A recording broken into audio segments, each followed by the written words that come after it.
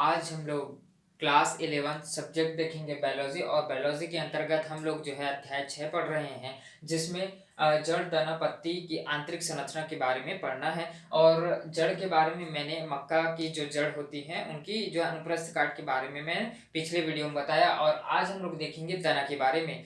तो तना के बारे में बताने से पहले मैं बता दूं कि जो जड़ की आंतरिक संरचना है, तो जड़ की आंतरिक संरचना जो है मक्का की एक बीजपत्री होती है, दूसरा चने की जो है द्विबीजपत्री होती है। तो दोनों का जो है स्ट्रक्चर आपको वेरी इंपॉर्टेंट है। दोनों का स्ट्रक्चर आप लोग को बना करके देखना है और प्रैक्टिस करना है। उसी प्रकार तना की आज हम लोग चर्चा करेंगे, तने की आंतरिक संरचना, जिसमें मैं मक्के की तने के बारे में आज स्पष्ट करने वाला हूं कि मक्के की जो तने होती है उनकी अनुप्रस्थ काट टीएस है ना, जो टीएस काट होती है, टीएस स्ट्रक्चर होती है उनकी, उनके बारे में आज हम लोग चर्चा करेंगे। तो तने की आंतरिक संरचना, तो विशेषताएं में सबसे पहले तो हमको जानना जरूरी है कि इनकी आंतरिक संरचना में क्या क्या विशेषताएं, क्या क्या खासियत उनमें पाई जाती है ना। तो चलिए देखते हैं यहाँ पर तने की आंतरिक संरचना की जो है निम्नलिखित विशेषताएं पाई जाती है। उसमें से फर्स्ट पॉइंट देखो, बाह्य त्वचा, जिसको हम बोला जाता है एपिडर्मिस। ठीक है, यहाँ से आप लोग स्ट्रक्चर देखते रहेंगे तो वहां से क्लियर होते जाएंगे। तो स्ट्रक्चर में देखो, बाह्य त्वचा के चारों ओर क्यूटिकल आवरण पाई जाती है। यहाँ पर बाह्य त्वचा की जो आवरण है, यहाँ पर एपिडर्मिस जो दिख रही है, इनमें क्या होती है, क्यूटिकल की आवरण पाई जाती है, जो इस प्रकार से दिखती है। देखो ये देखो, इसके अंदर क्या है, एक आवरण पाई जाती है जो क्यूटिकल की बनी होती है। और ये आवरण ही क्या कहलाती है, उनकी एपिडर्मिस के अंदर जो है क्यूटिकल पाई जाती है। ठीक है, बाह्य त्वचा में पाए जाने वाले जो रोम होती है, बाह्य त्वचा में जो उनकी तने की हम बात कर रहे हैं, तने की टी एस कटिंग है। जब तने में जो है टी एस कटिंग के ऊपर जो है इस प्रकार से ऐसे रोम पाई जाती है, तो ये जो रोम होती है इसकी के बारे में बात चल रहा है कि ये जो रोम होती है हमेशा क्या होती है, बहुकोशिकीय होती हैं। याद रखना, ये एक टाइप की नहीं होती है, बहुकोशिकीय होते हैं। लेकिन हम लोग जो है जड़ के बारे में अध्ययन किए थे, उसमें जो है एक कोशिकीय होती है। इसको भी डिफरेंस को याद रखना है। संवहन पुल हमेशा क्या होती है, संवहन पुल हमेशा जो होती है संयुक्त होती है, कंजुगेटेड होती है।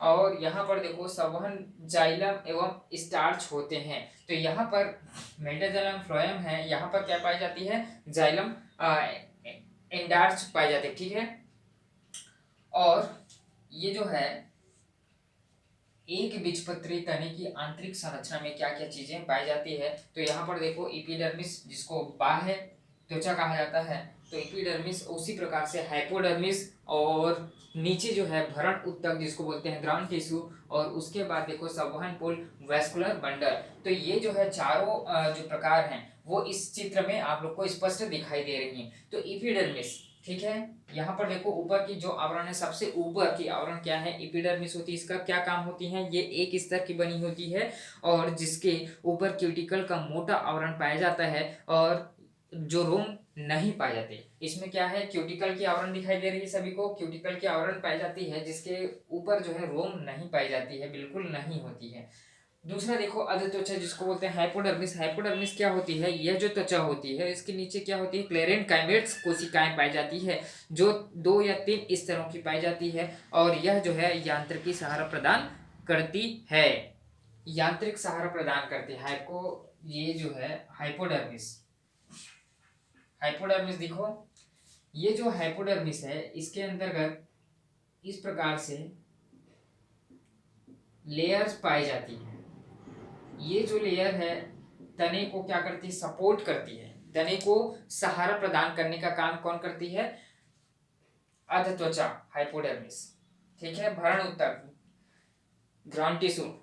ठीक है, ग्राउंड टिश्यू का काम क्या है, यह जो है मृदुतक कोशिकाओं का बना होता है तथा हाइपोडर्मिस के अंदर समस्त तने में एक फैला हुआ होता है और कोशिकाओं के बीच अंतरकोशिकीय अवकाश पाए जाते हैं, जिसको बोलते हैं ग्राउंड टिश्यू। चलिए, ग्राउंड टिश्यू कहाँ पर है, देखो ये जो दिख रही है ग्राउंड टिश्यू, ये जो है अध त्वचा, मतलब यहाँ पर अंतरकाशीय स्थान है। आप लोग देख सकते हैं यहाँ पर जो स्थान है ये क्या है, अंतरकाशिकी स्थान है, भरण ऊतक। नेक्स्ट देखेंगे संवहन पुल।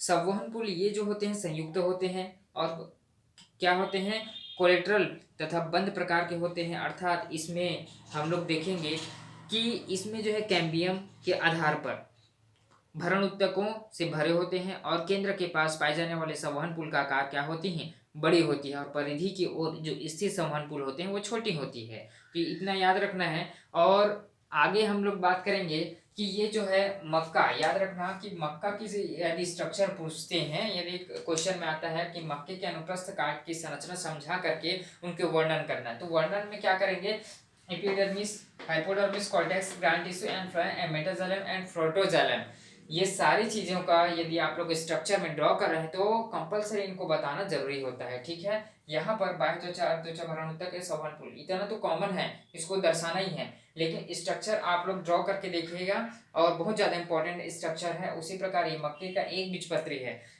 आप लोग के लिए होमवर्क का मिलता है कि यहाँ पर द्विबीजपत्री तने के अनुप्रस्थ काट की संरचना और स्ट्रक्चर उनकी बना करके देखना है, और बना करके देखने के बाद उनको कमेंट बॉक्स में जो है कमेंट करके बताना है।